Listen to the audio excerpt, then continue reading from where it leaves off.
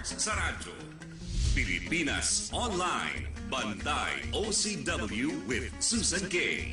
Ang programang naghahatid ng tanging mga makatotohanan, maasahan at tumpak na impormasyon hinggil sa mga usaping pag-a-abroad sa radyo at telebisyon. Naglilingkod sa milyon-milyong mga OFW at kanilang mga kamag-anak saan man sila naroroon sa iba't ibang panig ng mundo. Pilipinas Online, Bantay OCW. Kasama ang inyong best public service program host, Miss Susan K. Pilipinas, perlas ng silangan bayanan ko. Lahing Pilipino, pinagmulan ng mga bayaning bughawang dugo. Mayangking talino, hinubog na panahon, tumitingala sa langit sa kanyang pinagkaloob. Ito ang inyong award-winning Best Public Service Program, Pilipinas Online, Bantay OCW with Susan K.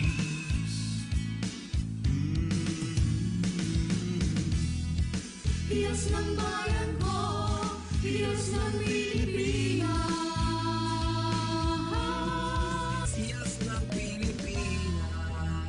Magandang umaga po at welcome po sa inyong public service program dito sa Radyo Inquirer 990. Ito po ang inyong Pilipinas Online, Bantay OCW with Susan K. Bantay OCW, Bantay OCW, Bantay OCW, kay Susan K.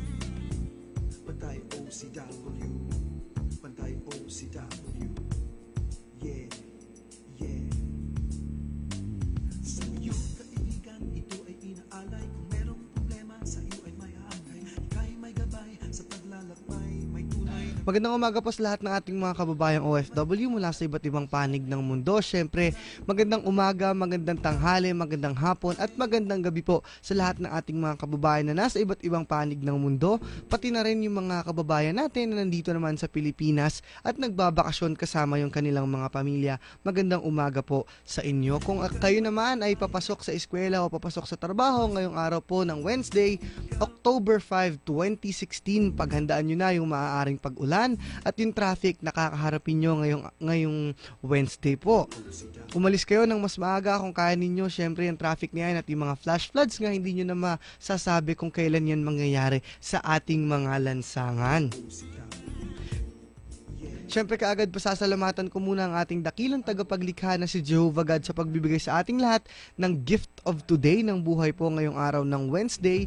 Itong buhay naman na ito hindi maaaring ibigay ng ating mga mahal sa buhay, kaibigan, kapatid, magulang. Tanging ang ating dakilang tagapaglikha lamang po na si Jehovah God ang makapagbibigay nito sa atin. Kahit pagmulat pa lamang ng inyong mga mata, magpasalamat na kayo dahil meron po kayong buhay ngayon. Nagkakasama kayo ng inyong mga kapamilya at naririnig nyo naman kami dito sa Radyo Inquirer 990. At yung inyong mga panalangin po at kahilingan ay padaan ninyo sa pamamagitan naman ng kanyang bugtong na anak na si Jesucristo. Itong araw po ng Wednesday, punuin natin ng mga mabubuti at makabuluhang bagay para sa mga tao sa paligid natin. Hindi sapat yung wag lang tayong gumawa ng masama sa kanila, kundi gumawa rin tayo ng mabuti hanggang sa abot ng ating makakaya.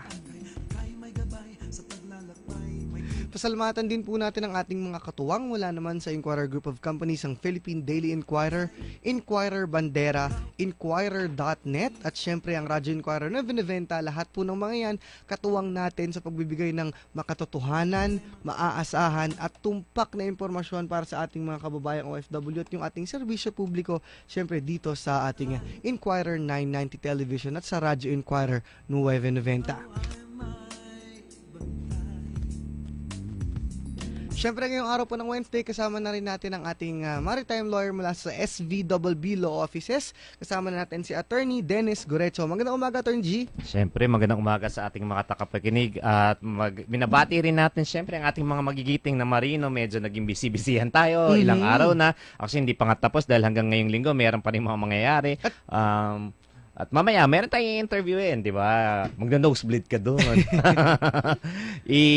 Ano natin siya, ipapakita natin kung anong kanilang ginawa. Kasi meron katapos na conference. Connected pa rin to sa yung National Seafarers Day celebration natin. Nagdatingan kasi dito yung mga tinatawag natin mga port chaplains, mga international chaplains yan. Sa iba't ibang mga sa iba-ibang bansa yan, mga 80 plus sila. Tapos, mamaya kakausapin natin isa, taga UK. Actually, pwede naman siyang magtagalog. Pero, marunong naman siya magtagalog. Dahil sa dami ng Pilipinong in-entertain niya, napilitan siya mag-aral ng Tagalog. Opo. Tapos kukontakin natin siya mamayang konti. At syempre ngayong araw po ng Wednesday, dahil kasama natin si Attorney Gurecho, agad ibigay na natin yung ating text promo courtesy ng SVBB Law Offices. Ang question po natin ngayong araw ay ano ang ibig sabihin ng OWA? Letter A, Online Workers Welfare Administration. Letter B, Overseas Workers Welfare Administration. O letter C, Overseas Workers Welfare Agency. Ulitin po natin, ano ang ibig sabihin ng OWA? Letter A, Online Workers Welfare Administration. Letter B, Overseas Workers Welfare Administration. O letter C, Overseas Workers Welfare Agencies. ABCD po, text nyo lang yung mga sagot sa ating smart hotline na 0998-991-2629 at 10 po ang pagkakalooban ng 100 peso load para sa ating text promo courtesy ng SVBB Law Offices na matatagpuan naman sa 6776 Ayala Avenue, Makati City.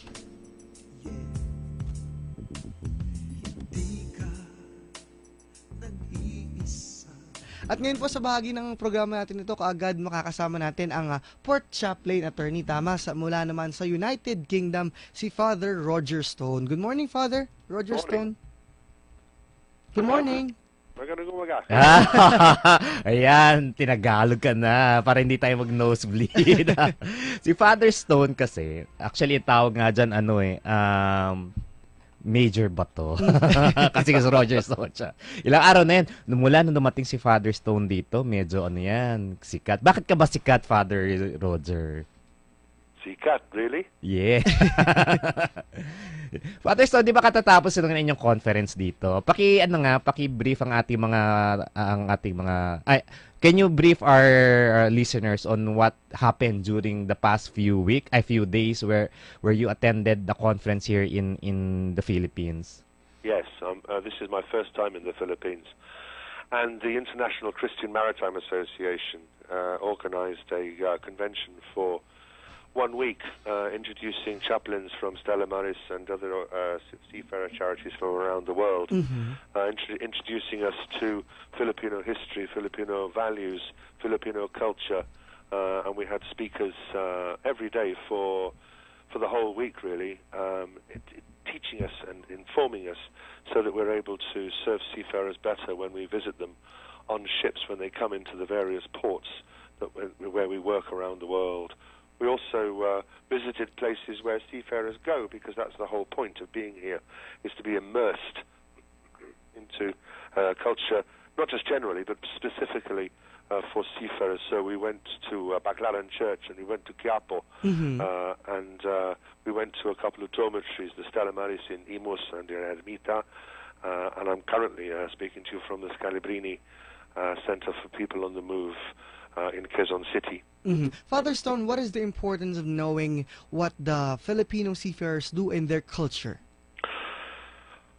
I think the most important thing when I go up a gangway onto a ship is to be able to build a relationship with the seafarer pretty quickly, because as seafarers themselves know very well, in port when the ship is in port, it's a very busy time, and if I'm going to be able to be of any pastoral or practical welfare assistance to seafarers at all, then we need to be able to build a relationship very fast, so that they can know that they can trust me, really, and with any of the difficulties that they may have.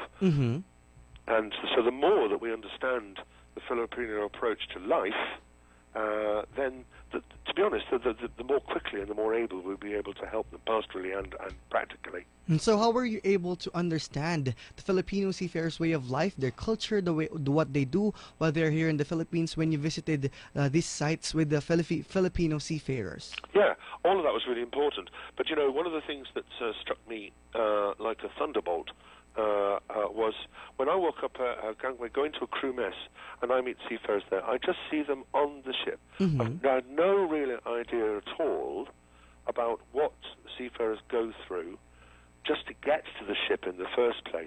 Mm-hmm. So I had no idea, for example, about the whole process, how long it takes to get all the documents sorted out by Marina. I know that President Duterte has said 72 hours now, and they're opening longer so that seafarers don't have to queue for so long in a line to get the documents processed.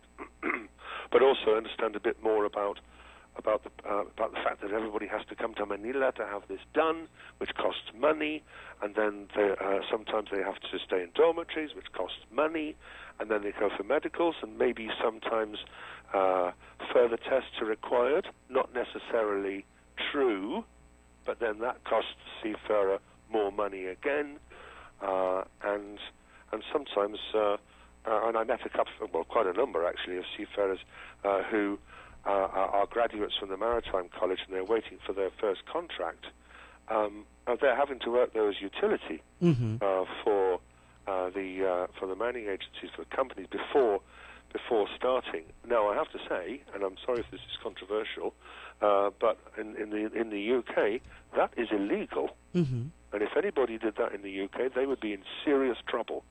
So, one of the things that would be very nice for this new president to do would be to stop that practice of people being made to work without having any money, just in the promise of having a contract, maybe 6, 7, 2 years down the line.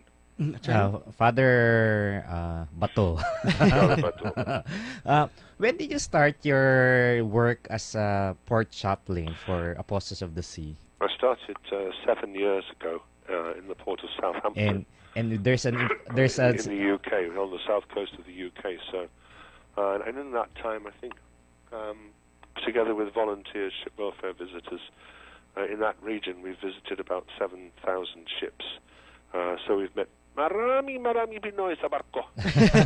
There's a very interesting fact about Father Bato. Mm-hmm. He was a former policeman.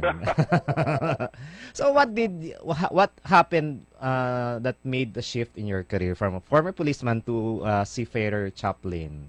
You see, we have a word for that, don't we? We call that the Holy Spirit. The Holy Spirit. I was trying to go right and I went left, and then I wanted to go left and I went right. So I'm absolutely delighted that I was intending going one way in my life, but in fact the Holy Spirit said, no, you're going to go this way. And when I look back over the last 7 years, I'm very glad that happened. Mm-hmm. And yesterday, Father, the Apostles of the Sea, or AOS, celebrated its anniversary, right? So can you introduce our listeners to what is Apostles of the Sea, or AOS? Yes. The Apostleship of the Sea, AOS for short, is part of the Stella Maris network around the world. And so we have chaplains in so many countries and ports. We have in most countries around the world as well. It's a charity, and it was founded 96 years ago in Glasgow, in the UK. And so last night we celebrated that 96th anniversary with the Archbishop down in a church in Batanga City, which was a great joy for all of us, because there were several chaplains from South America, from the UK, and from other countries joining the local congregation, which, of course, many of whom are related to or married to or are indeed themselves seafarers working on the ships. And Father, the conference is organized by ICMA. So what is ICMA for the benefit of our listeners? ICMA is it's a term. It's an organisation, and its members include the Apostleship of the Sea and other seafarer charities. People who visit ships when they come into port, or who run seafarer centres. So your listeners will be familiar. Well, I'm sure have heard of Stella Maris and the Apostleship of the Sea. They'll also be familiar, I hope, with people coming onto the ship, chaplains and volunteers coming onto the ship. And so all of these organizations belong to ICMA. Mm-hmm. Father Stone, I was just wondering if seafarers can contact you, the chaplains of different ports, when they have problems with their ships or with their manning agencies. Can they consult you with these kinds of problems? Yes, and any other problem as well. If we can't fix a problem, and maybe we know somebody who can. Mm-hmm. Our address is on the website.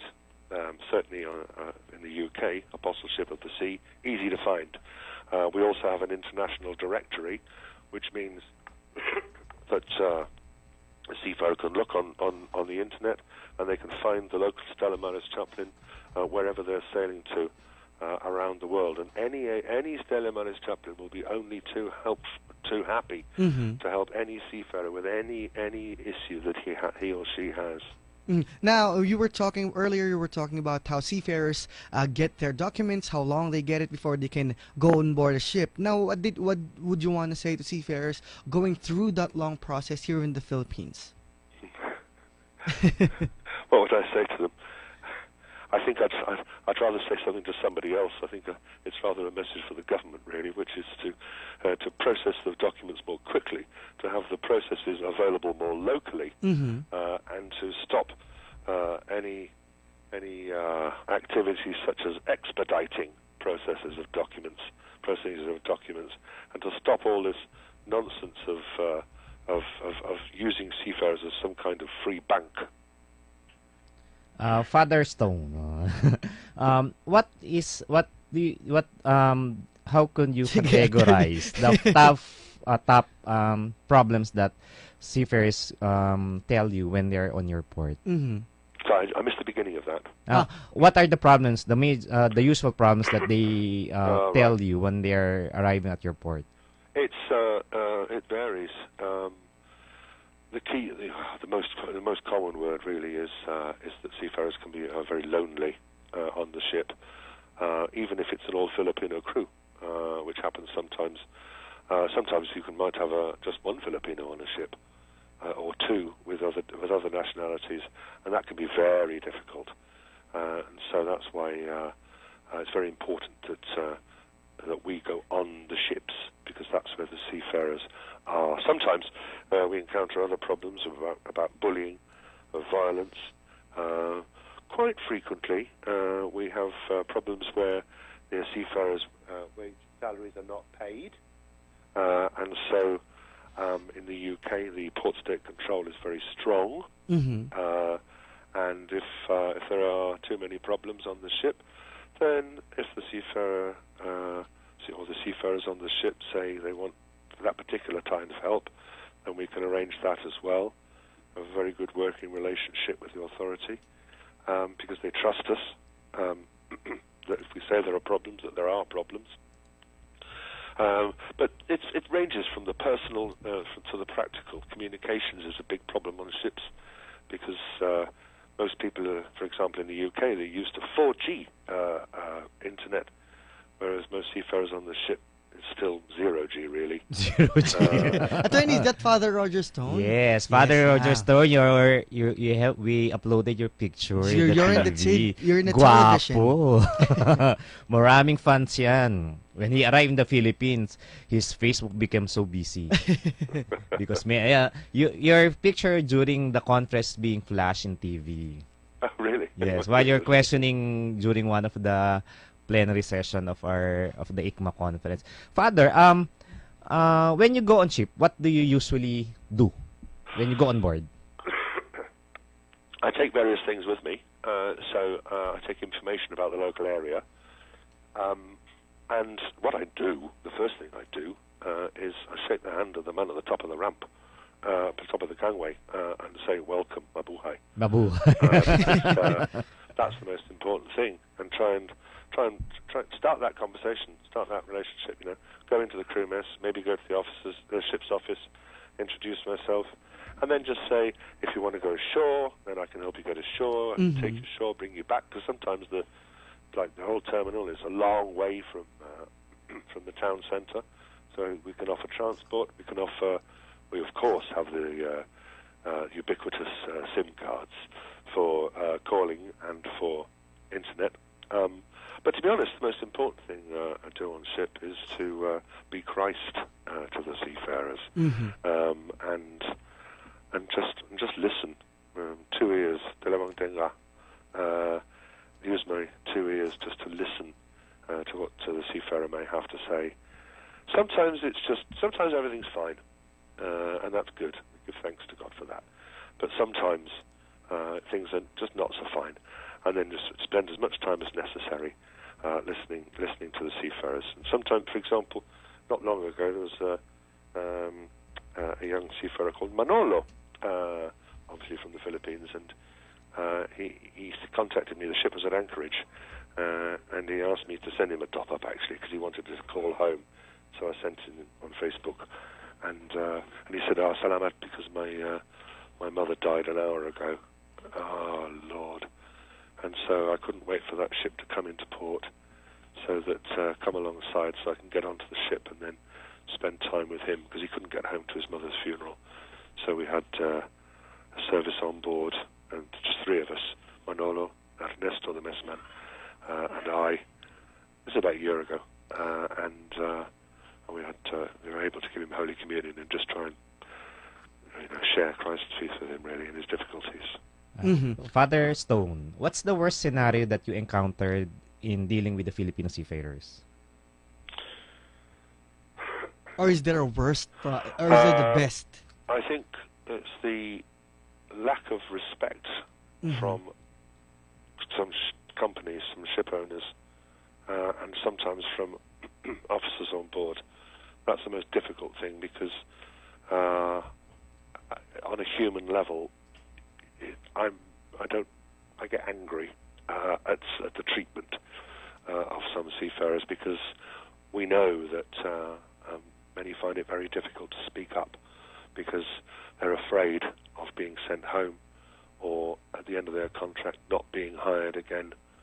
And again, having been here for the last 10 days and seen with the life that some seafarers have to endure just to get on board in the first place, we appreciate how difficult that is. But seeing somebody suffering in silence is very difficult, and so sometimes you just have to be there and listen and put an arm around a seafarer's shoulders and just try to offer some comfort, really. All right. Father Stone, what is your message to all the seafarers all over the world, especially the Filipino seafarers? Keep faith is the first thing. Keep trusting in God, and pray for the work of the Apostleship of the Sea, as we, and Stella Maris, as we certainly pray for you. And also, if you come into the UK, especially the port of Southampton, let me know, and then I will come on board and say hello and offer a proper welcome. Hey, Father Stone, say hello to the Calao seafarers. It is now being aired live in Calao. Calao, mabuhay mga marino, magandang umaga sa inyong lahat. He's an idol in Calao. When he went to Calao, many Filipino approached him. I know you. All right, thank you very much, Father Thank you Stone. very much, Father Bato. Salamat. Have a safe trip and hope to see you again. Maraming salamat and magandang umaga po sa inyo, Father Roger Stone. Nakasama po natin si Father Roger Stone, ang isang port chaplain mula dyan sa United Kingdom, na tumutulong sa ating mga seafarers kung meron silang makailangan kapag nandyan sila sa mga ports na yan. Magbabalik pa rin po ang Bantay OCW matapos ang ilang mga paalala at mga init na balita. Siyempre kasama pa rin po natin si Attorney Dennis G. At mamaya si Miss Susan, makakasama na rin natin siyempre. At ako pa rin po si JC Quads. Ang oras po 11 na ng umaga. That time check was brought to us by Chicken Makdo. Oras na.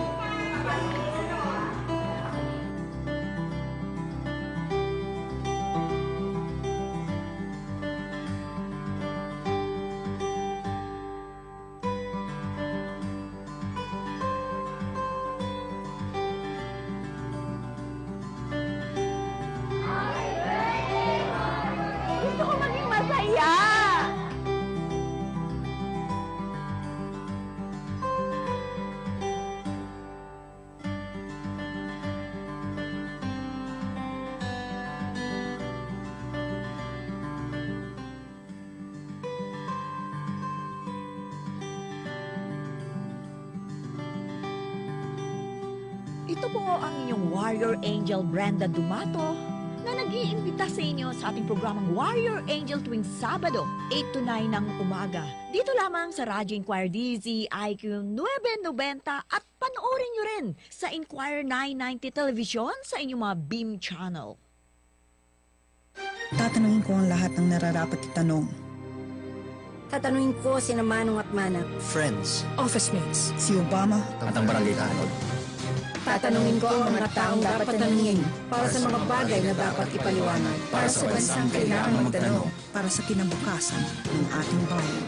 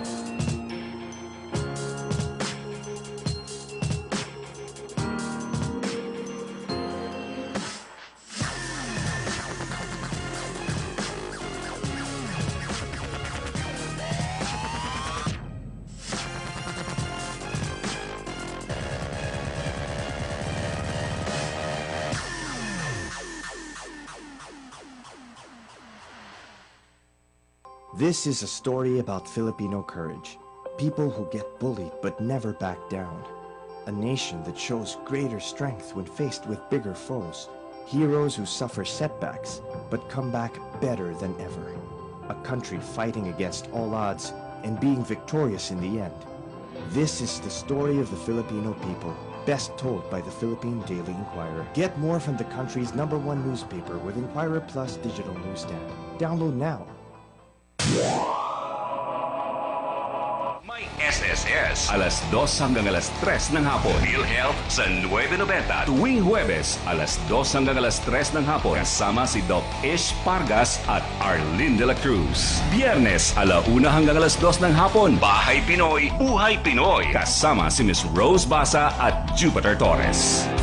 Lunes hanggang Biyernes, taos-pusong pagbabahagi ng tulong at impormasyon para sa sambayanang Pilipino. Yan ang serbisyo publikong hatid ng Radyo Inquirer 990. Radyo Inquirer 990. Magandang umaga, narito na ang mga balita sa oras na ito. Inaresto na ng Albuera Police si Albuera Leyte Mayor Rolando Espinosa. Ayon sa hepe ng Albuera Police na si Chief Inspector Jovi Espinido, isinilbi ngayong umaga kay Espinosa ang warrant of arrest na inilabas ng korte kaugnay sa kasong illegal possession of firearms na kinakaharap ng alkalde. Sinabi ni Espinido na 2 arresto warrant ang hiniling nila sa korte. Una ay para sa kasong illegal possession of firearms at isa pa hinggil sa possession of illegal drugs. Naisa ilalim na rin sa booking process si Espinosa, kabilang ang pagkuha ng mugshots at fingerprints. Samantala, na-aresto naman ng mga tauhan ng Quezon City Police District ang isang Pinay na live-in partner ng isang Dutch national matapos mahulihan ng ecstasy. Ayon sa QCPD, isinagawa ng pinagsanib na puwersa ng District Anti-Illegal Drugs at District Special Operations Unit ang operasyon sa Pasay City. Aabot sa 2.7 milyon na halaga ng ecstasy ang nasabat sa hindi pa pinangalan ng suspect. Samantala, dagdag benepisyo sa mga pampublikong guro, hiniling ni Senator Alan Peter Cayetano. Detalye ng balita mula kay John Escosio. Doon na inihirit nga ni Senator Alan Peter Cayetano sa mga kapwa niya senador na bilisan ang pagpasa ng panukala na layong mapataas ang allowances ng mga pampublikong guro. Anya ngayong araw ay pinagdiriwang National Teachers Day at kasabay ng mga pagbabagong ginagawa ng administrasyon ay tama lang na masuklian ng gobyerno ang pagbibigay serbisyo ng mga guro. Noong Hulyo, inihain ni Cayetano Senate Bill 75 na layong mabigyan ng mga karagdagan suporta at kompensasyon ng mga guro sa mga pampublikong paaralan. Sa kanyang panukala, nais ng senador na mabigyan ng public school teachers ng 9,000 na karagdagang monthly compensation sa loob ng 3 taon. Nakasal din dito na bigyan ng DepEd ang mga guro ng taunang bonus kapalit ng unpaid benefits sa ilalim naman ng Magna Carta for Public School Teachers Act. Janice Cosio, Radyo Inquirer, 9:90 ba nagtatanong, Mami Negusi.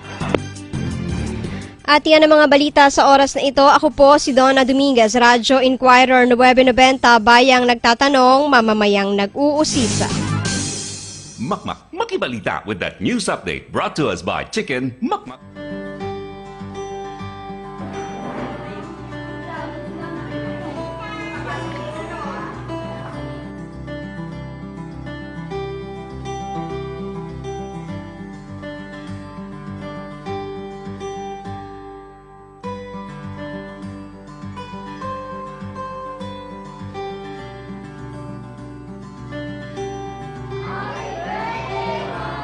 Gusto ko maging masaya!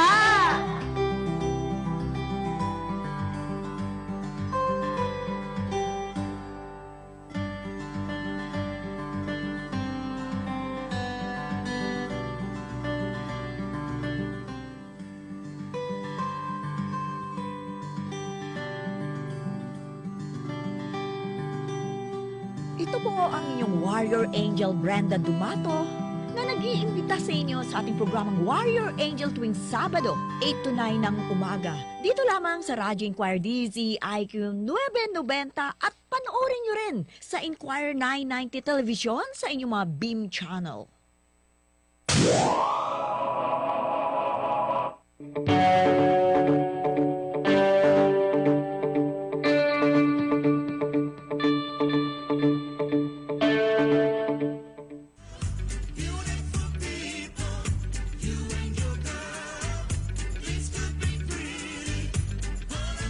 Welcome back po sa inyong public service program dito sa Radyo Inquirer 990. Ito po ang inyong Bantay OCW with Miss Susan K. Ay, isang panawagan po muna tayo, no? Para dito sa ating programa. Isang OFW na pasahero po ang nakaiwan ng isang black backpack sa isang regular white taxi galing Pure Gold Sukat Multinational papuntang Terminal 1 paalis papuntang Taiwan ngayong araw via flight China Airlines 10:35 ngayong umaga. Ang pasahero po si Michelle Lian Fuentes. Nilalaman ng bag yung kanyang travel documents. Ang pasahero ay kasalukuyang nakaantabay sa Media Affairs Division Office dito sa NAIA Terminal 1. Maaring pakitext ang pasahero sa numerong ito 0906-497-8959. Ulitin po natin, isang OFW yung pasahero ang nakaiwan ng isang black na backpack po sa isang regular white taxi galing sa Pure Gold Sukat Multinational papuntang Terminal 1. Paalis po siya papuntang Taiwan via flight China Airlines 10:35 ngayong umaga. Ang pasahero po ay si Michelle Lian Fuentes. Ang nilalaman ng bag niya yung mga travel documents niya papuntang Taiwan. Ang pasahero ay kasalukuyang nakaantabay po sa Media Affairs Division Office ng NAIA Terminal 1. Maaring pakitext lamang po itong si Michelle sa 0906-497-9859. Maraming salamat po kung sino man po yung nagsakay dito kay Michelle Fuentes sa taxi po na ito mula Pure Gold Sukat hanggang Terminal 1. Pakidala na lang po doon yung kanyang mga dokumento. Bantay OCW, Bantay OCW, yeah, yeah. Siyempre, kasama pa rin po natin ngayong araw ng Wednesday si Attorney Dennis Gorecho. Magandang umaga, Attorney. Siyempre, magandang umaga. Medyo busy-busyhan talaga. Ang dami yatang i-interview today. Attorney, nung Friday, di ba yung sing-off ng ating mga seafarers? Yes, so... May nanalo ba nung Friday? May tatlong estudyante, may tatlong seafarers mismo. At ako, judge. Actually, nag-start kami mag-judge. Ako, mga 1:30. Natapos kami, mag-alas 6 na. Sa dami kasing performers nung ano eh. At hindi naman ulit-ulit yung mga kanta nila. Iba-iba naman. And doon mo nalaman, magtataka kasi, mga seaman ba to mga to? Parang ang ano nila, mukhang side careers para kumanta. Mm-hmm. And yun ang tawag doon, yung mga talentadong seaman nga yung ano. Siguro kung lahat yan sasali sa talent search natin, daming madidiscover dyan. Every Friday kasi, Diyan sa Kalo, meron tinatawag na karaoke time. Talagang binibigyan ng space ang ating mga seafarers na nakilalanin yung kanilang mga natatagong talento. Ang king-galing sa Ang pagkanta. king-galing sa pagkanta. Kaya nga medyo masaya yan every Friday. Tapos every year naman yung may tatawag ng Boss Marino, parang finals, final competition talaga ng mga nagkakantahan. At sa bagay ito ng ating programa, na-miss natin siya kahapon pero kasama na po natin siya ngayon. Ang ating bagong OWA Administrator, si Administrator Hans Leo Kakdak. Magandang umaga po, Admin Kakdak. Admin? Hello, yes, medyo mahina. Magandang umaga sa inyong lahat, Attorney Dennis, Sir JT, ito yung mga tagapakinig. Magandang umaga po. Una-una, Administrator Kakda, congratulations po sa inyong pagiging administrator naman ngayon ng OWA. Pero administrator pa rin po kayo. Admin Kakdak pa rin tawag. Maraming salamat po, maraming salamat. Una, Administrator, i-highlight din muna natin yung inyong mga naisabihin doon naman sa inyong niliban na pwesto sa POEA. Ano ba yung mga nais nyong ipaalam sa ating mga kababayan na programa ng POEA?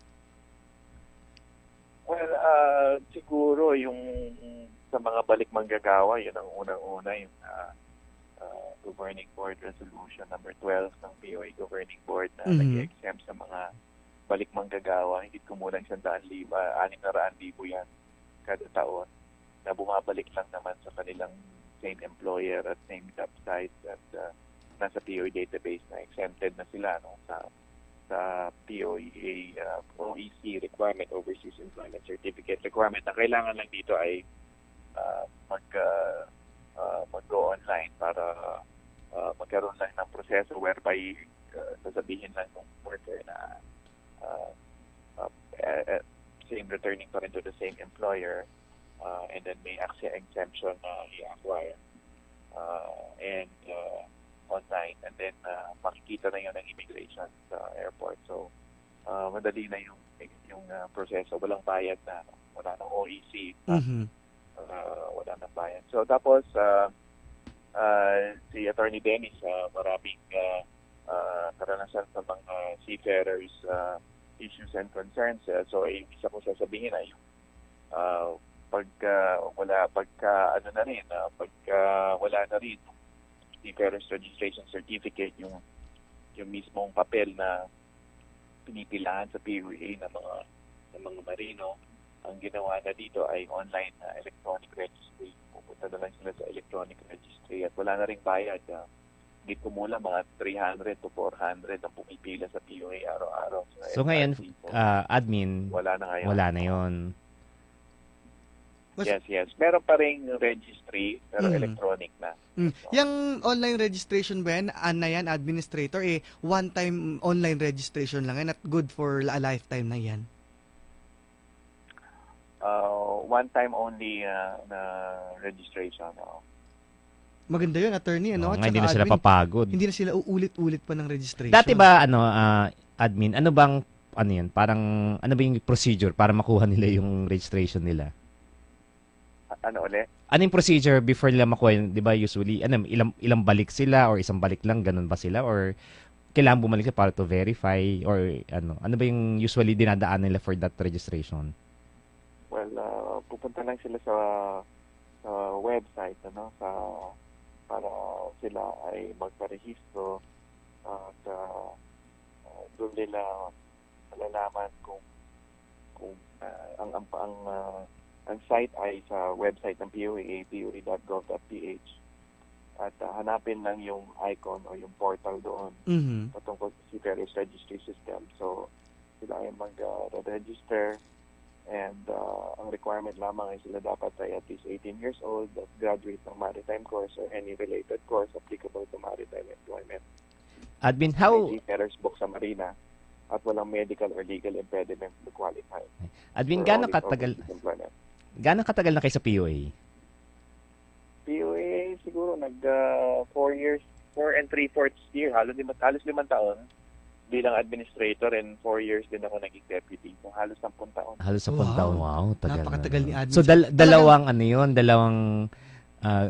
presidente yung dinaanan nyo kung 10 taon. Tapos kakaunting bahagi ay yung sa administrasyon na ni Pangulong Duterte. So, tatlo. Tatlo ang inabot ni Admin. Administrator Kakdak, bilang 10 taon po kayo na namalagi sa POEA. Ngayon naman ano ba yung magiging pagkakaiba sa inyong pagtrato sa posisyon nyo naman dyan sa OWA bilang welfare naman ng mga OFW, yung inyong pangangalagaan dyan? Well, sa OWA ay magkakaroon tayo ng syempre mas malapit na ugnayan with the OFWs kasi on-site services at yung mga pamilya nilang nandito ay pinaglilingkuran din natin. Kapag nagkaroon ng problema on-site, merong napawian ng buhay o kaya nataktan sa kanyang trabaho on-site ay nandiyan din ang OWA. And of course, yung bagong batas, yung charter ng OWA ngayon, bagong-bago, early this year lamang na-aprubahan and marami din itong mga bagay na kailangan tignan, isaayos, katulad ng may management audit na kailangan isagawa at titignan natin yung plantilla at kung paano po mapapalakas decentralization ang trust ng batas na dapat mas marami tayong ilagay na tao sa region kaysa sa central office sa Manila. That's one thing that we will look at. And then second, yung mga ilang syempre mga components ng services ng OWA katulad ng pagbibigay o pagmamonitor ng PIDOS. Siguro ang isang magandang advancement dito yung electronic system ng PIDOS, and then para mas madaling ma-access ng karamihan, and then yung reintegration program kung paano pa mapapalawig yung ang mga nanunumbalik na OFWs, anong service na mabibigay sa kanila. At yun, among others, yung mga ilang bagay na pwedeng isagawa. Siyempre, yung repatriation effort, kasama rin yan. Opo. Administrator, tingin niyo po ba sa inyong experience sa POA, mas magiging mahirap ba ang pagiging administrator ng OWA dahil yung welfare ng mga OFW natin ay nakasalalay po sa inyo dyan sa OWA? Yes. May kahalagahan without any question, without doubt, na ang trabaho ng OWA dahil diretsong serbisyo na ibinibigay sa mga OFW. Sa POA kasi parang medyo indirect in a sense na regulation. Sa pag-regulate ng mga recruitment agencies, doon ang tulong na ibinibigay sa mga OFW. So, medyo konting indirect service, hindi diretso sa OFW. But dito sa OWA, talagang mas direct sa kanilang mga pamilya. Attorney Gretchen? Admin, meron ba kayong changes na ini-implement na ngayon dyan sa OWA? Or inaaral nyo pa rin yung... my third day on the job. So bagong-bago lang talaga, admin, no? Pangatlong araw. Bago agad, binulabog mo. Listening stage pa ako. I'm scheduled to meet with recruiters this afternoon and civil society groups later this week. And hiwalay natin ang C-base. So ang C-base next week, yan sila i-meet para madinig naman yung kanilang mga kabago at mga mungkahi para mapalakas pa mga programa sa OWA. Kabago-baga pa ni admin, binulabog mo agad, JC. Siyempre para malaman hihinga pa lang siya. Malaman ng mga OFW natin na si Administrator Hans Leo Kakdak ngayon, bagong OWA Administrator. Admin, actually ito, hini-hear ngayon sa Kalaw. So, anong gusto nyong iparating sa mga seafarers sa Kalaw on anong dapat asahan nila sa OWA as under your new leadership? Ano ulit? Sa mga seafarers sa Kalaw, kasi ini-air to live dun sa Kalaw sa Luswap. Anong gusto nyong iparating sa mga seafarers doon under your leadership? Ang una ay kailangan umiwas sa illegal recruiter, di ba? So, kailangan siguraduhin lisensyado yung recruitment agency at may kakayang mag-recruit doon sa lugar na yon. Kailangan Special Recruitment Authority mula sa POEA. At pangalawa, merong seafarers upgrading program ang OWA. Kailangan din yan. Isa yan sa mga kailangan nating repasuhin at tingnan natin kung anong effectiveness. Sa tingin ko kailangan palakasin at siguraduhin maraming mga training institutions na makaka-access dito sa seafarers upgrading program. Admin, kapag bumalik ang isang seafarer dito, meron bang time frame para ma-avail nila yung mga benefits under OWA? Wala naman time frame. Basta't magkaroon siya ng Tapat lang na siguro huwag naman masyadong matagal din. Pero wala naman talaga nakatalagang time frame. At sa lalo madaling panahon, siyempre, na pagbalik ay secure na, kunin na yung i-avail na yung mga programa para mapakinabangan ka agad. Diba? Halimbawa, kung scholarship ang pinag-uusapan, it's always advisable habang dyan na, kailangan na ng dependent ay i-avail na para hindi magkakasaya na panahon. Alright. Siyempre, abangan pa natin yung iba pang mga developments sa OWA. Kasama natin si Administrator Hans Theo Kakdak. Admin, mensahe niyo po sa ating mga kababayang OFW sa iba't ibang panig ng mundo na nakikinig sa inyo kung ano yung dapat nilang asahan sa inyo dyan sa OWA. Yes, Admin? Marching orders is recognizing lang closer to the people, to the families, and the OFW. And lulong din na palalawin pa natin yung greater accountability. Naku, napuputol ata si Admin. Talagang handugan ng serbisyo mga OFW. Ayan. Medyo naputol lang kaya pero siguro ulitin niyo ng konti yung nasabi niyo kasi hindi kayo narinig naputol yung ano niyo, yung pag-air niyo. Parang bring OWA closer to the people nga. Na siguraduhin accessibility at maramdaman talaga ng gusto yung impact ng mga programa. So, yun nga, nabanggit ko na yung ilang mga kaparaanan dyan, mga electronic online systems para mas madaling makita, ma-access.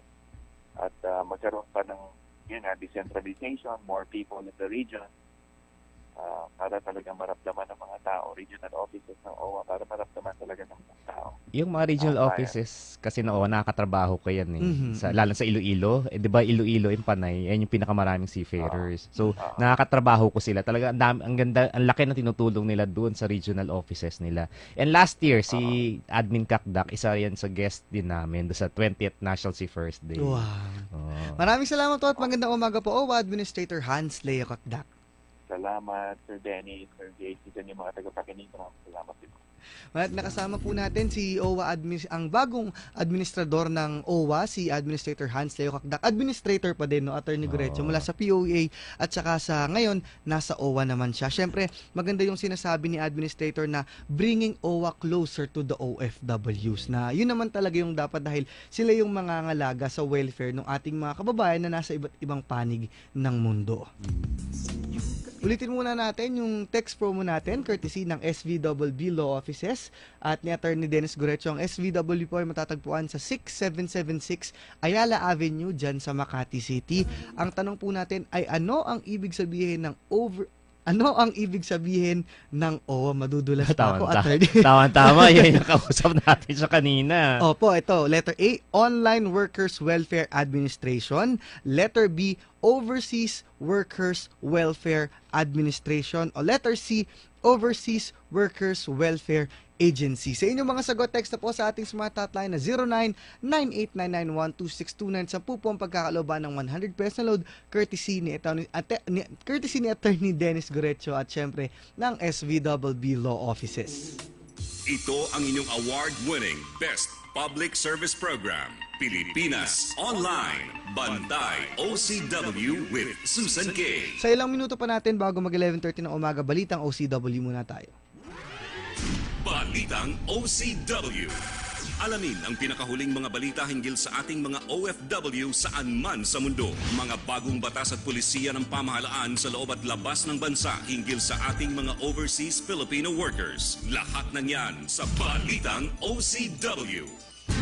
Attorney, ito ang unang balita natin, untang maritime news natin ngayong araw pa ng Wednesday, October 5, 2016. Actually, magandang balita to dahil yung Maritime Labor Convention amendments dyan sa Malta ay tutulungan ng mga seafarers sa kaso ng abandonment. Nung nakaraang buwan nga lang, Attorney, 2 kaso ng abandonment ng ships yung nabalitaan natin at kasama dyan, kabilang yung mga kababayan nating Filipino seafarers dyan sa bandang Amerika at yung mga kababayan natin, hindi naman sila makababa dahil wala silang mga tamang dokumento para bumaba sa Estados Unidos. Ngayon po, ilang linggo na lamang, ilang buwan na lamang matatapos ng amendment sa Maritime Labor Convention dyan sa Malta, kung saan makakatulong ito sa mga seafarers na makakaranas ng tinatawag na abandonments para sa Malta flagged vessels. Sisiguraduhin ng amendments na ito, attorney, na magkakaroon ng magandang proteksyon itong mga seafarers natin sa mga Maltese vessels, syempre kabilang na yung ating mga Pinoy seafarers. Yung Maritime Labor Convention kasi marami ang responsibility sa mga signatory countries. Meaning, kapag ikaw ay signatory, you are responsible in the implementation of the MLC in your flag, yung mga vessels na naka-flag sa'yo. Tapos, hindi lang din man yan. Yung mga receiving countries din naman, meron din silang power na hulihin yung mga vessels na yun na hindi nagko-comply sa MLC. Etong abandonment kasi nito, actually, under international law, hindi pwedeng gawin yan ng mga ng mga owners ng vessel dahil meron tayong tatawag na international right of repatriation na dapat ibalik ang mga tao sa dapat pinanggalingan nila at the time na natapos yung kontrata. Yan, kung inabandon mo yan, nagkakaroon ka rin ng violation ng international code, yun nga, international Convention on Repatriation. And nakapasok din kasi sa Maritime Labor Convention yung mga repatriation issues na yan dahil nga ang Maritime Labor Convention kasi it's a combination of all the international conventions para at least isa na lang titingnan. Pero halimbawa, attorney, yung mga seafarers natin, hindi pa expired yung kanilang kontrata, ongoing pa, tapos inabandona ng mga ship owners yung kanilang vessel dahil nag-file ng bankruptcy at kung ano pa yung mga problemang kinaharap nila. Ano yung dapat gawin ng mga seafarers natin?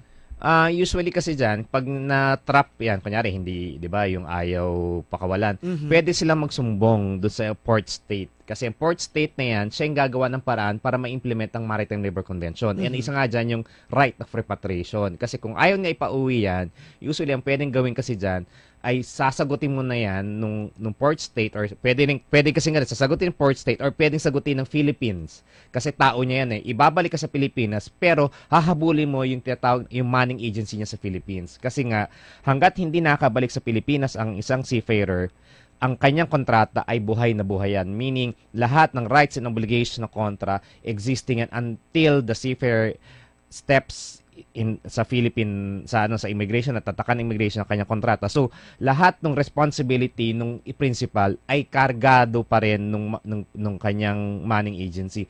Kaya hindi pwedeng sabihin defense ng manning agency, nagsara yung principal ko. Dahil under Philippine law, meron tayong tatawag na joint and solidarity liability. Kailangan pa rin niyang panindigan na siya ay iuwi sa Pilipinas, yung kanyang seafarer, kasi siya ang nagpalabas dito.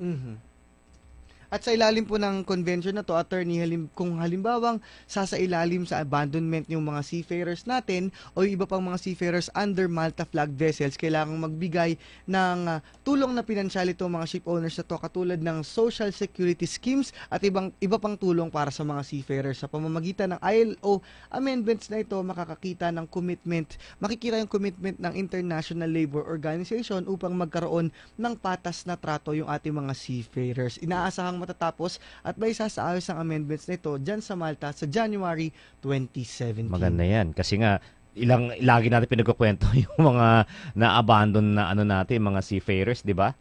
Yung anong remedy. Usually kasi nga, minsan kasi the convention is sometimes good in paper. But ang kailangan kasi dyan, merong ngipin niyan para i-implement yan. Opo, yung implementation yung malaking factor para maging ligtas at maging patas pa rin yung mga seafarers natin.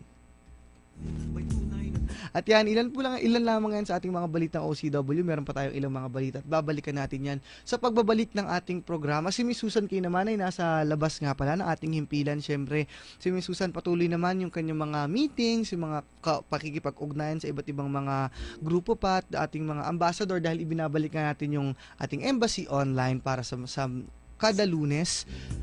Tuloy pa rin ang serbisyo publiko ni Miss Susan Kay kahit wala siya dito sa loob ng ating Radyo Inquirer studio. Gabalik pa rin po ang Bantay OCW. Siyempre kasama pa rin natin si Atty. Dennis G. At ako pa rin po si JC Quads. Ang oras 11:31 na ng umaga.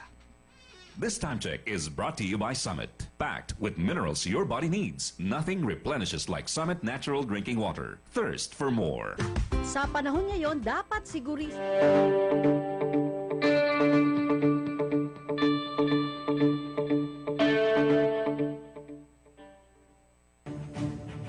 Tutok na sa pinakabago at pinag-uusapan ng lahat. Health TV Embassy. Bagong sandigan sa makabagong kalusugan. Health TV Embassy. Ang kauna-unahang Pinoy lifestyle magazine, health and wellness TV show in Asia. Health TV Embassy. Ang pasaporte mo sa mahabang buhay. Kasama ang veteran radio and TV anchor na si Aida Gonzalez bilang health ambassador host ng programa. Ihahatid niya ang mga bago at magandang balita sa kalusugan at sa buong mundo. Kasama rin ang integrative doctor na si Doktora Delia Maceda bilang wellness diplomat. Siya ang aalalay sa atin sa paghimay ng mga sakit ng lipunan. Good morning, partner, at good morning sa lahat ng ating mga televiewers. Kahit saan ka sa mundo, pwede mo itong mapanood ng live. Kaya wala nang kawala dahil ang mga aray-aray at sakit mo dito ay mawawala. Health TV Embassy. Ang kumpletong health directory ng bayan. Health TV Embassy. Ang inyong health authority. Health TV Embassy. Ang babago ng buhay at kabuhayan ng bawat Pilipino. Health TV Embassy. Dasal namin ay mahabang buhay. Dahil gusto namin, gumaling kayo.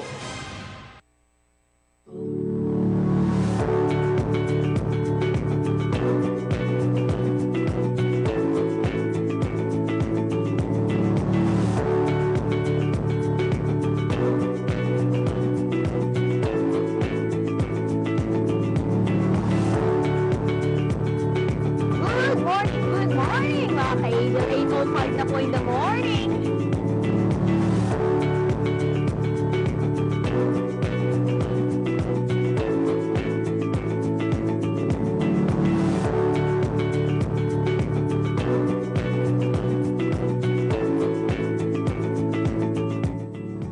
Ito po ang inyong Warrior Angel Brenda Dumato na nag-iimbita sa inyo sa ating programang Warrior Angel tuwing Sabado 8 to 9 ng umaga dito lamang sa Radio Inquirer DZIQ 990 at panoorin nyo rin sa Inquirer 990 Television sa inyong mga beam channel. In the tradition of fearless views and balanced news, we bring you captivating images, compelling stories, and comprehensive narrative. Kubo ko, madam. Ayun ang kubo mo. Ayun sa taas, madam. Kailangan kong muling umakyat ang bundok para ibahagi sa inyo ang isang kwento na matagal ko nang nadidinig. Wala nang nakita. Matalinong tao. Disiplina to. Yun. Parang wala na. Pagpasok po ng matanda. Dito po. Burong galang, ano yung burong galang yung buwan namin? This is how they are. This is how they live. This is who they are. I'm Marlene de la Cruz, and this is my report.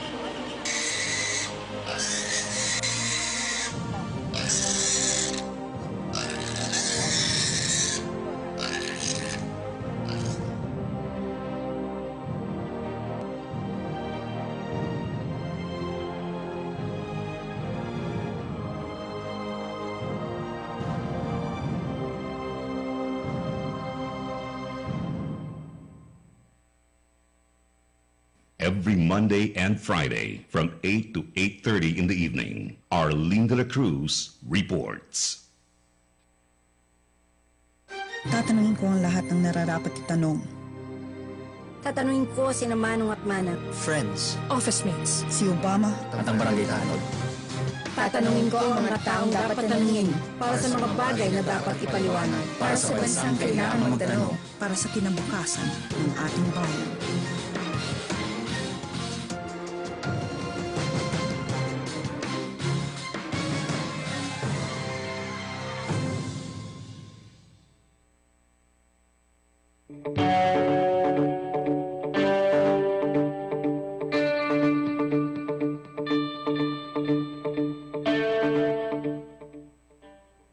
Tiyak ang kaligtasan.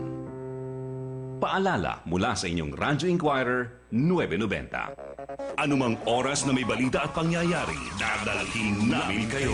Anuman ang mga isyu at usaping pambayan, kasama kayo sa gitna ng usapan. Sino-sino man ang sangkot sa mga kontrobersiya at eskandalo, nasa gitna tayo upang alamin ang buong katotohanan. Bayan nagtatanong, mamamayang nagpupusisa. Radyo Inquirer, 990.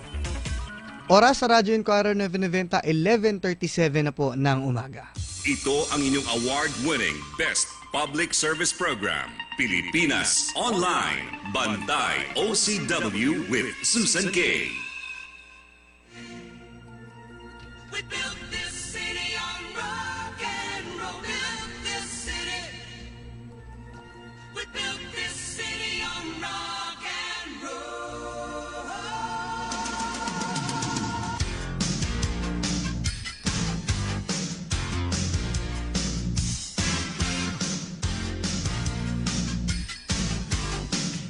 Welcome back po sa inyong public service program dito sa Radyo Inquirer 990. Ito po ang inyong Pilipinas Online, Bantay OCW with Susan K. Siyempre live po mula dito naman sa Radyo Inquirer Studio. Kasama ninyo kami. Ako po si DZIQ at kasama pa rin natin ang ating attorney mula sa SVBB Law Offices, si Attorney Dennis Curecho. Good morning, Attorney. Good morning ulit. Binabati ko ulit ating mga taga-Kalaw na seafarers dyan. At last Friday, ang saya-saya nila. Kantahan to the max talaga sila. At nung Wednesday naman yung meron yung silang boodle fight nila. Next time, punta nga kaso hindi pwede, nagkatid tayo. Pero saya-saya nung kanila. And ngayon, dire-diretso pa rin ang ating mga pagpapanayam sa ating mga nanalo, yung ating mga magigiting na mga estudyante. Kasi in the near future, ito yung matatawag nating mga seafarer na. And every year, meron tayong tatawag na 10 outstanding maritime students. And nag-start na tayo mag-interview last week, yung taga TIP Manila, and 10 yan. Merong nanalo na 3 taga Maritime Academy of Asian Pacific, maapit sa Bataan. Tapos merong isang John B. Lacson Bacolod, John B. Lacson Molo, John B. Lacson Arevalo.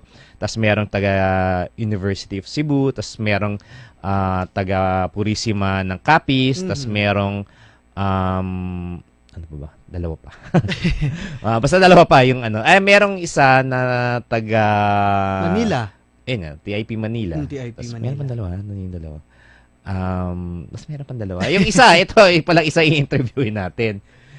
Si John Carlo Carpio. Yan, ready na po ang ating mga kasama mula ay isa pa sa mga nanalo natin ng Outstanding Maritime Student of 2016, si John Carlo Carpio. Mula sa anong school nga siya, Attorney Gurecho? Southwestern University. Actually, hindi lang siya. May katabi pa siya. Yung kanyang kapatid na nanalo din sa oratorical contest. Wow, sige, makakasama natin sila ngayon. Dalawa sila. Magandang umaga sa iyo, John Carlo. JC? Pareho kayo, JC. Oo nga po, parehas kami ng pangalan eh. Taga Southwestern University si John Carlo. John Carlo? Ako, hindi niya ata. Yan! Magandang umaga. Ngayon, syempre, nandito ka sa Bantay OCW at kasama mo kami ni Attorney Dennis Gurecho, no? Kamusta ba yung feeling na nanalo ka sa Top 10 Outstanding Maritime Students of 2016? Sobrang overwhelming po.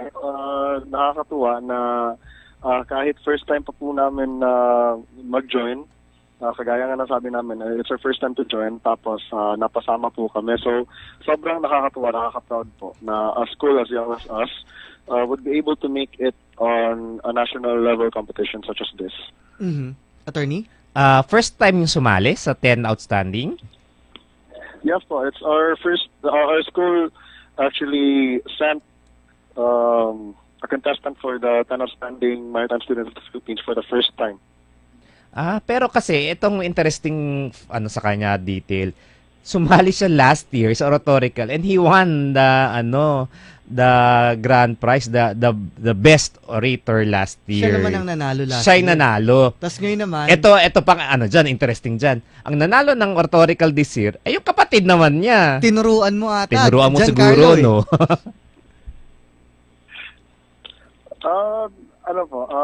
I think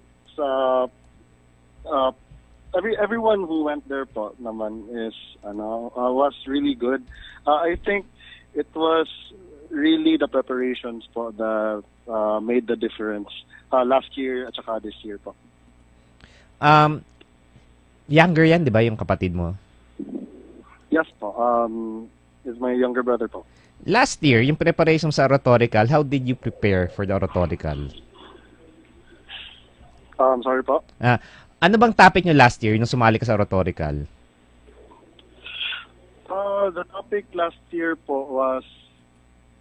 hello po? Yes, Hello po? JC? Yes, JC. Narinig mo kami? Naku, hindi ata tayo naririnig ni JC, no? Tinatanong ni Atty. Gorecho kung ano ba yung naging topic ninyo nung oratorical contest last year. JC? Naku, sorry po, medyo choppy. Sige, puputulin ka tawagan muna. ko ulit namin, JC, para mas maganda yung ating pag-uusap. Kakasapin ka rin ni JC. Para ma-explain mo yan yung pagiging mo ngayon, isa sa mga outstanding maritime student of 2016 at syempre yung pagkapanalo mo last year at yung pagkapanalo din naman ng iyong kapatid sa oratorical contest, parte pa rin ng National Seafarers Day na ipinagdiwang noong nakaraang linggo.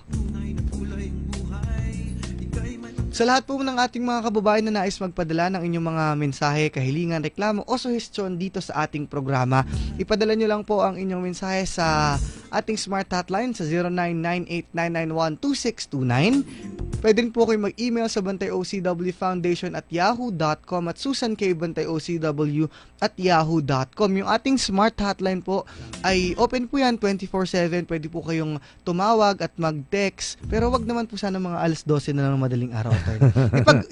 Umaga nila na ako. At mga alas 6 naman, ganun.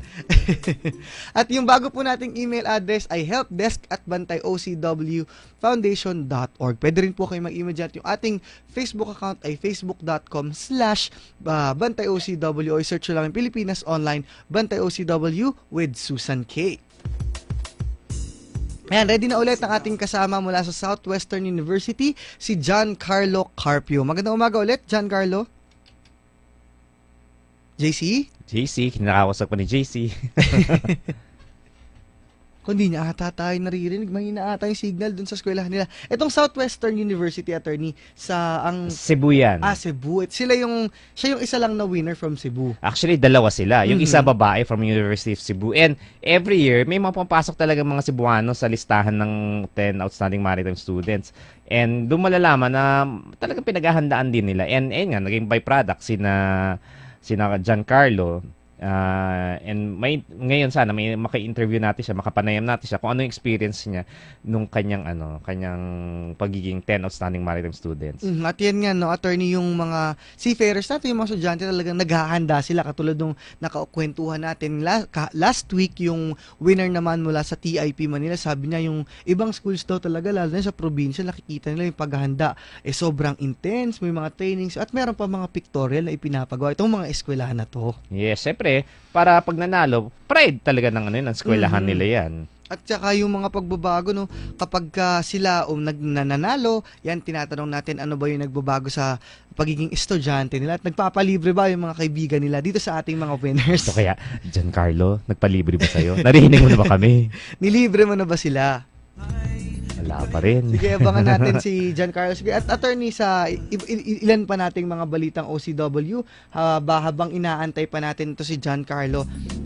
Ito mga Pinoy seafarers natin, according sa isang opisyal mula sa Apostleship of the Sea dyan sa Vatican, attorney. Ready na? Ayan, ready na ulit si Giancarlo Carpio. Balikan natin mula sa Southwestern University. JC, okay ka na ba? Hello po, yes po. Ayan. Sorry, medyo mahina po yung signal dito. Ayan, malinaw ka na. JC, matapos kang manalo sa Outstanding Maritime Students of 2016, ano ba yung nagbago sa'yo bilang isang estudyante? Nagbago po. For me naman po kasi, nothing changed.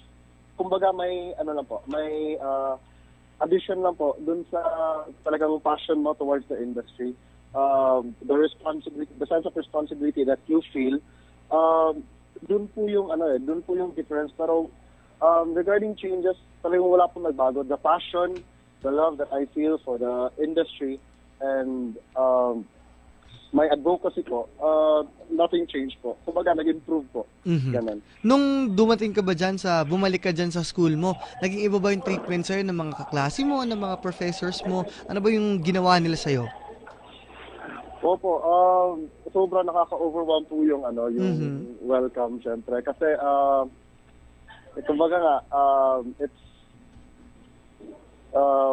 it's only the second time that our school opened up to a national level competition. Tapos, yun nga po, nanalo po.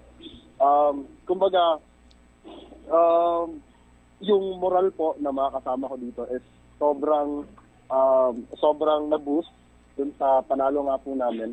And sobrang thankful po ako sa welcome na binigay nila dun sa pagbalik namin. During the interview, anong tumatak sa'yo? Panel interview, kasi 5 kami yan eh. 5 kami nag-i-interview sa kanya. Si Father Paulo from AOS, si Choi Gamboa, tapos si Captain Estampador, tapos si Engineer Marasigan. Anong question ang medyo tumatak sa'yo? The last question po that was given by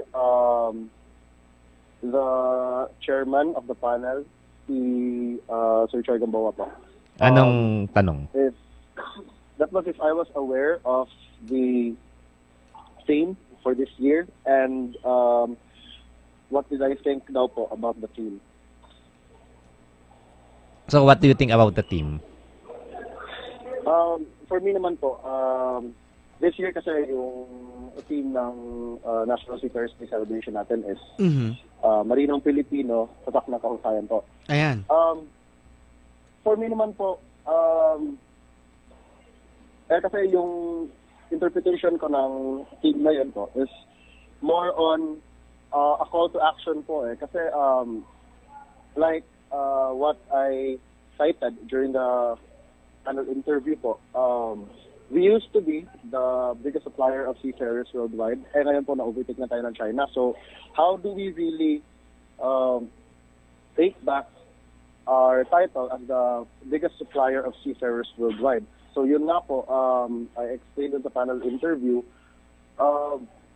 about technical proficiency natin, yung lamang natin over other nationalities when it comes to our English proficiency. At saka yung pinakamatatag po natin na advantage over them is yung ating work ethic at saka yung ating attitude po. At sa tingin mo ba, ano yung number 1 characteristic ng isang Filipino seafarer kapag sumasakay sila sa barko na may pagmamalaki nila sa buong mundo? For me po, yung their work ethic po talaga. Yung passion nila towards what they do and their passion towards the industry, about why they are doing it in the first place. Yun po yung nagbibigay ng advantage natin at nagbibigay ng lakas natin sa pang-araw-araw natin na ginagawa sa barko. Bakit ka ba nag-join bakit ka napunta sa seafaring industry? Bakit yan yung napili mong kurso? Kumbaga stroke of luck yun eh. I was introduced to maritime regiment po. As a child, I grew up very close to nature po. And I was able to witness po how we, as humans, not as Filipinos in general, but as humans, parang we don't treat nature and the bodies of water therein with the same respect na parang binibigay po ng nature sa atin. Kumbaga, we are just taking and we're not giving back. So, for me po, the major reason kung bakit po ako andito sa industry na to is because I really want to make a change. Not just sa namin, but as much as possible po, I want to be an inspiration towards all the Filipinos, not just the seafarers. Na we really need to take care and be aware of how we act and how we treat our environment. Anong name ng brother mo? Giancarlo? My brother's name is Jan Christian Carpio po. Jan Christian At Carpio. kasama mo rin siya ngayon. Yes po, he is. Pareho rin kayong Jan, J-A-N. Yes po, yes. Nako, pares Ayan. tayo ng pangalan, John Carlo. Ako, Carlos nga lang ako. JC, yung mga tinatanong kanina ni Attorney Gorecho, nagpalibre ba sa'yo yung mga kaklase mo nung nanalo ka ng Outstanding Maritime Student of 2016? Parang ganun na nga po. Nilibre mo na ba sila? Opo. So yung kapatid mo ba, may influence ka dyan para maging maging seafarer din? Actually po, it was really his passion noon pa po. He was influenced by a lot of things. And when he heard about the Maritime Regiment po, he wanted to follow in his footsteps po, kumbaga, and join the institution. JC, sige, kausapin din natin yung kapatid mo na nanalo naman sa oratorical contest. Nandyan ba siya? Hello po, good morning. Ay. This is Jan Christian Carpio. Aba, ba't magkaparehas lang yung boses ninyo? Boss. Isipin mo na lang, last year, yung kapatid niya yung nanalo, tapos siya ngayon. Kaya tinanong ko sa kanila, siguro yung bluesut ng naging sa inyo. JC, kamusta naman yung paghahanda mo sa oratorical contest ng National Seafarers Day? For me po, sir, very well prepared po kami kasi for me, we had the best coach ever. So, para sa akin po, that was the best competition for me. Ano ba yung naging topic ninyo ngayong oratorical contest ninyo nitong 2016?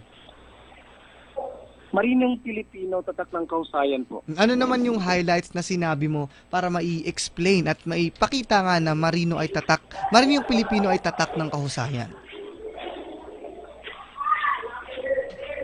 For me po, that was the highlight is the climax part wherein sinabi ko po sa lahat ng tao na in order to be the greatest Filipino seafarer, you have to have this three trifecta of characteristics: the technical expertise, the language proficiency, and the attitude, so that the Philippines will gain back the spot that's currently now overtaken by China. So yun po. Jan Christian. Opo. Paano ka nag-prepare for the oratorical? Excuse me po? Ano yung preparation na ginawa mo for the competition? Paano ka nag-prepare? Months of practice po. Talaga. Ginabayan ka ba ng iyong kuya? Excuse me po? Ginabayan ka ba ng kuya mo diyan sa sa oratorical? Did he guide you? Opo, ginagabayan niyo naman po kami. Po ako. Yeah. He's actually my idol when it comes to oratorical contest. Yeah, I wanted to be like him. If ever, I want to surpass him. Merong brotherly May competition. brotherly competition. Tawag dito, sino nag-influence sa'yo para maging seafarer din? Talaga bang gusto mo maging seafarer o merong nagsabi sa'yo mag-seafarer ka? Actually po, my cousin's husband is a seafarer. The moment I saw him, like, yung nakita ko kung gaano karespetado yung tao, the moment na na-feel ko yung parang matindi tong taong to eh. Sabi ko, so I want to be like him. Like, I want the respect, I want the integrity, I want everything about him. So, yun po, I wanted to be the seafarer at the moment I saw him. So talaga proud ng parents nyo, no? Dalawa pa kayo, tandem kayo nung awarding. Alright, John Christian, mensahe mo, ikaw muna Christian, no? Mensahe mo sa mga seafarers na estudyante na katulad ninyo at yung mga nais pumasok sa seafaring industry. Guys, if this is what you really want to do, just be yourself and strive hard. Remember, this is not for you. This is for your parents, this is for your family, and this is for your own country. Ay, John Christian, ano bang closing, nung oratorical, anong closing lines mo nun? Ito po. Sige, deliver mo lang para lang marinig ng ating mga sample lang natin. Pareho rin JC din yan. Kaya ikaw, kailan marunong ka mag-oratorical. Game. Ladies and gentlemen of the maritime industry, lo and behold, China doesn't own the best and most skillful seafarers as much as it doesn't own any part of the Philippines. But in both cases, we do. God bless the Philippines. Long live the Filipino seafarer. Thank you. Wow. Parang parang tumatabong politiko si John Christian. Alright, yung kuya mo naman, si Jesse Giancarlo. Ayan, yung closing statement mo rin. Dali, Giancarlo. Yung closing statement ko po last year, as far as I can remember po, I think, ito po, my dear seafarers and industry supporters, it is high time that we march to the mantra, forward, always forward. Let's rise above the quagmire of mediocrity and emphasize quality over quantity. If you are with me on this, please raise your right hand. Yun po. Wow. May comment si JC. Parang hindi nagbago yung nagsalita. Parang iisang tao lang yung nagsabi. Alright, JC, ikaw naman, ano yung mensahe mo sa mga estudyanteng seafarers ngayon at yung nais pumasok sa maritime industry? Okay po. For those wanting to enter the discipline po, I just want them to have two things po. One, they need to have the heart. Number two, they need to have the mind. We already know po that seafaring industry is not an easy industry, not an easy discipline to enter. They need to steel themselves po sa mga challenges that they will face in the future. And second po is they need to have the mind because this industry needs more of those people na kumbaga will really think and will really observe about what they can really do for the industry, hindi yung sakay lang para sa benefits nila. But we need to have seafarers po na who would be very much willing to give back to the industry the same way na binibigay ng industry yung mga pangangailangan nila. Alright. Maraming salamat sa inyong dalawa, Giancarlo Carpio at John Christian Carlo. Si Giancarlo ay nanalo at isa sa mga outstanding maritime students at si John Christian naman ay nanalo bilang grand winner sa oratorical contest dyan sa National Seafarers Day. Maraming salamat sa inyong dalawa at magandang umaga. Thank you po. Thank you. Thank you po. Congratulations uli from our new babies ng 10 outstanding maritime students and the oratorical. And nakasama po natin yung dalawang JC Carpio mula naman sa Southwestern University, mga winners natin at proud na proud yung kanilang mga magulang. Yung text promo natin, sabihin na natin, attorney, ang question natin, ano ang ibig sabihin ng OWA? Attorney, ano po ibig sabihin ng OWA? Overseas Workers Welfare Admin. Letter B po ang sagot natin dyan. Nakapanayam nga natin si OWA Administrator Hans Leo Kakdak. Ang winners natin si John Robinson Okumin ng Tondo, Zara Jimenez ng Rizal, Marky Rodriguez ng Batangas, Amelie Singson ng Mandaluyong, Tricia Lopez ng Laguna, Vivian Mateo ng Rizal, Justin Camano ng Tagumpay, Mindoro, Jenemy Celes ng Cagayan, Beverly Alejo ng Lapu-Lapu City at Calvin Binosa ng Pampanga. Attorney, maraming salamat po sa pagsama sa atin ngayong araw. Mensahe niyo po sa mga seafarers natin dyan sa Calao. Sa mga taga-Calao, magandang hapon at hanggang sa isang linggo, ito po ulit si Atty. Dennis Gorecho. Kung may tanong ko kayo, nandito kami, laging naglilingkod. Tandaan niyo po palagi, lahat ng problema may solusyon. Pag walang solusyon, huwag niyo nang problemahin. Pero, umiwas kayo sa mga taong negatibo na pati yung solusyon ay pinoproblema. Ako pa rin po, si JC Quads at si Miss Susan naman ay nasa labas ng ating studio, patuloy pa rin ang kanyang serbisyo publiko. Ang oras po, 12:01 na ng tanghali. Sa bawat paggising at pagbango, kasabay sa inyong almusal ang mga programang nagbibigay kabuluhan sa inyong umaga. Aida Gonzalez, Aida G. Daily, alas 4.